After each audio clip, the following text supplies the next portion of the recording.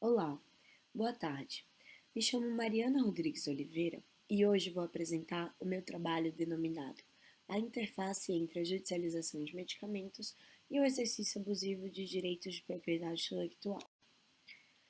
O trabalho busca verificar se pode ser estabelecida alguma relação entre a judicialização de medicamentos e o exercício abusivo de direitos de PI. A hipótese aqui analisada foi de que a judicialização e as subsequentes compras públicas para o cumprimento das ordens judiciais proporcionam condições estruturais favoráveis ao exercício abusivo dos direitos de PI. A metodologia deste trabalho trilhou três frentes: revisão bibliográfica sobre a disciplina jurídica do abuso de patentes, revisão de estudos sobre a judicialização de medicamentos no Brasil e estudo do caso do medicamento trastuzumab, a partir de dados de uma ação civil pública. A estrutura do artigo pode ser vista na tabela. Vê-se que o item 1 é denominado Acesso à Saúde e Abuso de Direitos de Propriedade Intelectual. O item 2, Judicialização de Medicamentos no Brasil. O item 3, Estudo do caso trastuzumab. E o item 4, finalmente, apresenta uma breve conclusão. No item 1, Acesso à Saúde e Abuso de Direitos de Propriedade Intelectual, foi analisada a disciplina do abuso de direitos de PI à luz da perspectiva concorrencial e institucional do direito industrial. Verificou-se que pode ser concebido como abusivo o exercício de direitos de propriedade intelectual que contraria as finalidades socioeconômicas do Instituto.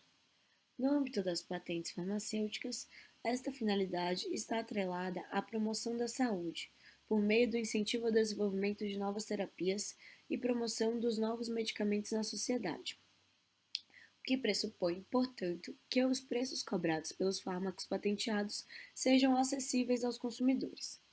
O fim socioeconômico desse instituto é desviado caso o exercício do direito de PI impeça o acesso pelos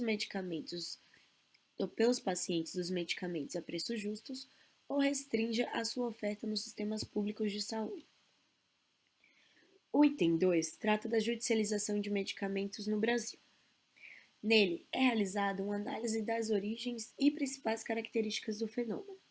O estudo concentrou-se no exame dos seguintes aspectos: custos da judicialização ao poder público, perfil dos medicamentos mais judicializados e ou que mais impactam no orçamento, características da negociação entre poder público e farmacêutico nas compras de medicamentos. Na análise dos custos da judicialização ao poder público, verificou-se um abrupto crescimento nos gastos públicos com a judicialização da saúde. No âmbito federal, os gastos passaram de 9,17 milhões em 2006 para cerca de 1,6 bilhão em 2016. O estado de São Paulo, apenas em 2015, foram gastos 1,2 bilhão de reais em remédios e insumos para atendimento de apenas 57 mil pacientes que recorreram aos tribunais. Perfil dos medicamentos judicializados. Estudos acadêmicos e informações disponibilizadas pelas secretarias estaduais de saúde revelam que há um predomínio de demandas por medicamentos novos, de alto custo e protegidos por patentes. Em 2016, o Ministério da Saúde gastou cerca de 654 milhões de reais na compra de 10 medicamentos com patentes em vigor para atender os pedidos judiciais de apenas 1.213 pacientes. A tabela abaixo apresenta o perfil dos medicamentos solicitados. Foi realizada uma análise das condições de aquisição dos medicamentos patenteados demandados judicialmente.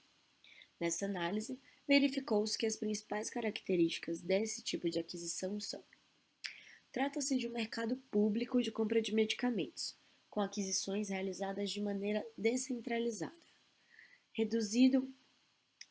Verificou-se um reduzido prazo para cumprimento da obrigação, em razão da concessão de liminares em favor dos autores das ações.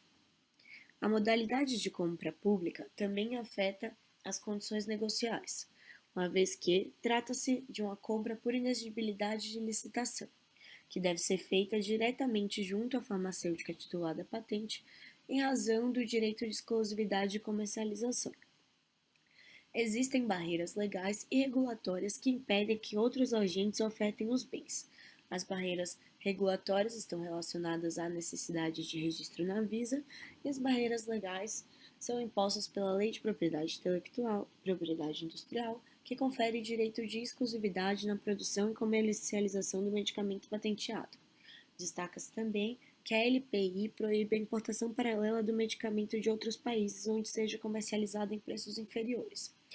Além disso, a demanda é inelástica, ou seja, não há redução da demanda do Estado pelo medicamento em caso de aumento de preços estabelecido pela farmacêutica que oferta o bem. Assim, verifica-se que nas aquisições de medicamentos analisados são identificadas condições estruturais que reduzem de forma significativa o poder de negociação dos órgãos públicos.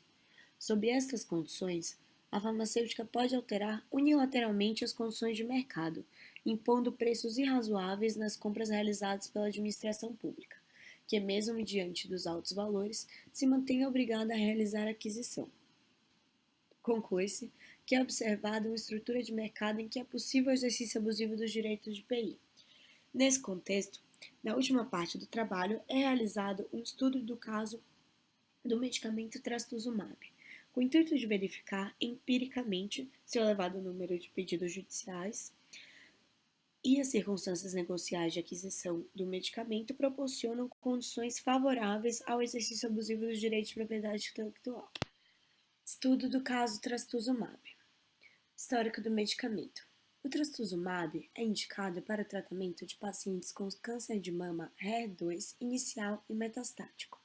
É fabricado pela Roche, farmacêutica detentora das patentes relacionadas ao fármaco, registrado perante o INPI, cujo prazo de vigência estimado é junho de 2028. Em razão da sua grande eficácia, antes e após o registro do fármaco na Anvisa, observou-se um grande número de ações judiciais solicitando o medicamento. A Conitec incorporou o medicamento ao SUS em 2012, somente para os casos de câncer de mama HER2 inicial e localmente avançado, excluindo as hipóteses de metástase. No relatório de incorporação, foi detectado que os valores cobrados pela mesma dose do medicamento no Brasil são extremamente superiores à média internacional e ao menor preço do fármaco no mundo. Assim, a incorporação foi condicionada à redução do valor cobrado pela unidade do medicamento. Após a negociação, foi estabelecido que para a venda centralizada ao OMS seria cobrado o valor de aproximadamente R$ 3.400 pela dose de 440 gramas do trastuzumab. Ação civil pública. Após a incorporação ao SUS, em 2012, foram verificadas numerosas ações judiciais exigindo que o poder público, principalmente secretarias estaduais de saúde, fornecessem o medicamento para pacientes em estágio de metástase. Após ampla pesquisa, o Grupo Direito e Pobreza, ligado ao Departamento de Direito Comercial da Faculdade de Direito da USP, realizou representação ao Ministério Público Federal de Brasília, denunciando a prática pela Roche de preços discriminatórios entre as vendas centralizadas para o Ministério da Saúde e as vendas para as secretarias estaduais. Nas vendas para as secretarias estaduais, relacionadas aos pedidos para os casos de metástase, a Roche não se dispôs a aplicar o preço acordado com o MS.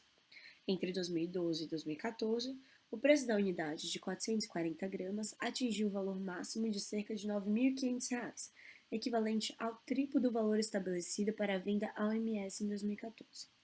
Apesar da notória discrepância, as secretarias estaduais se submetem aos preços cobrados pela farmacêutica para cumprir as demandas judiciais. Com base nas informações apresentadas na representação, o Ministério Público Federal propôs ação civil pública em desfavor da Roche, União e INPI. A farmacêutica é acusada de abuso de poder econômico em decorrência do exercício abusivo dos direitos de propriedade industrial. A submissão da SES ao elevado preço cobrado pela Roche deve ser analisada sob a ótica do poder de mercado conferido às farmacêuticas no âmbito das compras descentralizadas decorrentes da judicialização. Em face das características, verifica-se que a Roche pôde manter o preço do medicamento acima do nível competitivo, aquele cobrado nas vendas centralizadas, sem com isso reduzir as suas vendas para as secretarias estaduais. Observa-se que as condições estruturais da aquisição permitiram que a farmacêutica exerça abusivamente seus direitos de propriedade industrial. Em sua defesa, a Roche procura justificar economicamente a sua conduta, de forma a demonstrar que não se trata de abuso. Sustenta que a discriminação de preços aplicada às secretarias estaduais possui justos motivos relacionados a circunstâncias distintas de aquisição. No entanto, independente da veracidade das justificativas apresentadas, a submissão das secretarias estaduais aos preços elevados e discriminatórios é decorrente do poder de mercado conferido pelas condições desequilibradas de negociação, pois somente um agente obrigado a adquirir um bem comercializado por um único fornecedor, independente do valor cobrado, submeteria a preços tão elevados se comparados aos preços praticados pelo mesmo medicamento vendido ao governo federal. O presente trabalho verificou que a judicialização de medicamentos acarreta elevados gastos ao poder público na compra de medicamentos de alto custo recém-patenteados. Além disso, esse fenômeno cria condições peculiares de compras públicas, que alocam em posições desequilibradas os entes estatais e a farmacêutica titular da patente do medicamento judicializado. Conclui-se que a interface entre a judicialização de medicamentos e o abuso de direitos de PI reside no fato de que, nas compras públicas, são observadas condições estruturais que conferem elevado poder de mercado às farmacêuticas, o que torna possível o exercício abusivo dos direitos de propriedade intelectual.